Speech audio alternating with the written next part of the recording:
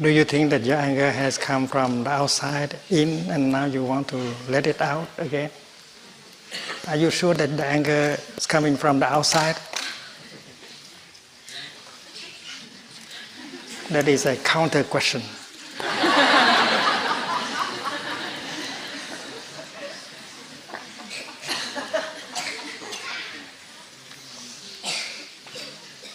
In Plum Village, we learn how to deal with our anger, how to take care of our anger.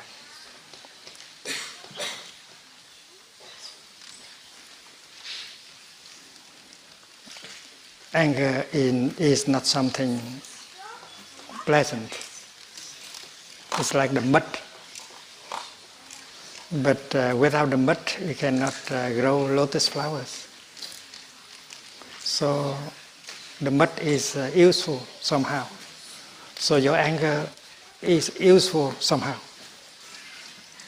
So maybe you should not get it out. You should not throw it away. If you know how to make good use of your anger, you can grow the lotus of peace, of joy, of forgiveness. And this is a very deep teaching in Plum Village.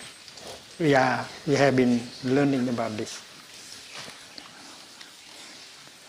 Anger comes up not from the outside, but from the inside.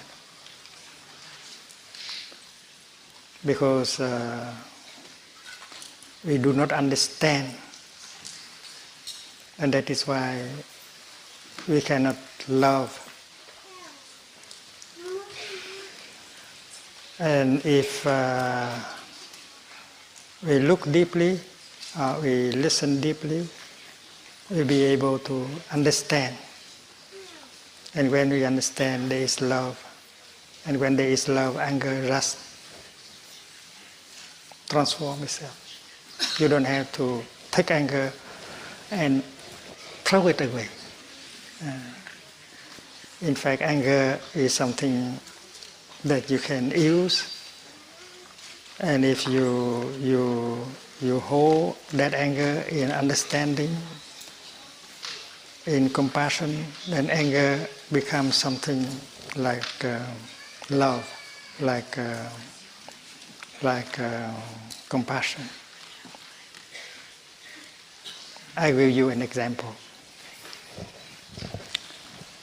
The other fellow this morning said something unkind to you. He did something, or he said something unkind to you, and you suffer, and anger is coming up.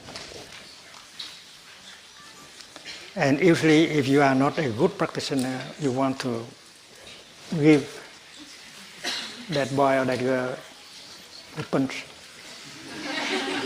Punish him or her. And that is anger in us. And that anger is a kind of mud. It could smear everything. So we need to be aware that that mud of anger we have to handle. And do not let the mud to smear us and smear the other person.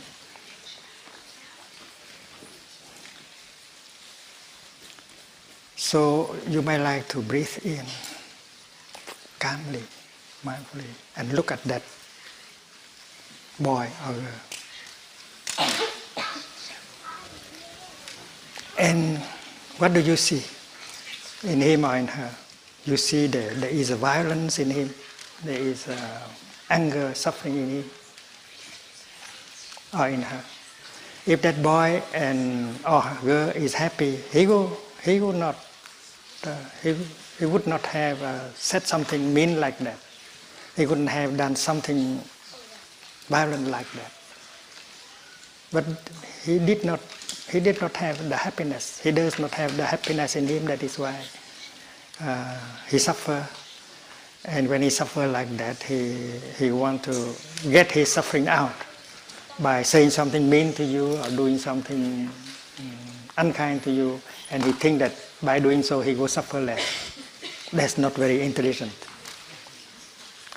So when you look and you see that boy is unhappy, there is anger, violence in him, and he does not know how to handle the violence in him, the unhappiness in him. That is why he suffers.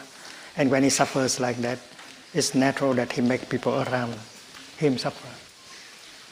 So when you see the anger in him or in her, and you understand that anger, you are no longer angry at him. Poor boy, poor little boy, poor little girl, they suffer. I don't want to punish him, to make him suffer more. I want to make him suffer less. And you smile to him. You said, dear friend, I know that you suffer. I'm not angry at you, even if you have said something like that to me, even if you have done something like that to me, because you suffer a lot. So I don't blame you. I'm not angry at you. I'm breathing in and out. I understand you. That is why I'm not angry at you. I do not suffer. So you are a good practitioner. And he will be amazed. Other people will react differently. They will hit him or tell him something very mean. But you are not doing like that. You are reacting in a very different way, with tenderness, loving kindness, smile. And he will be amazed. And one day he will ask you, how can you do that?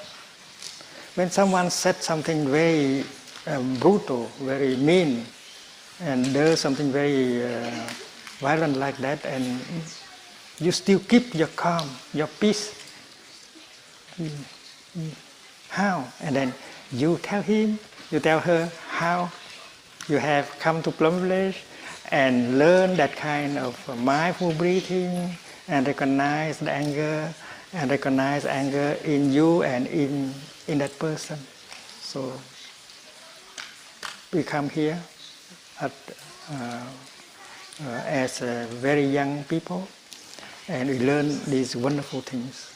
And you might be able to share that with your friends when you go back to school.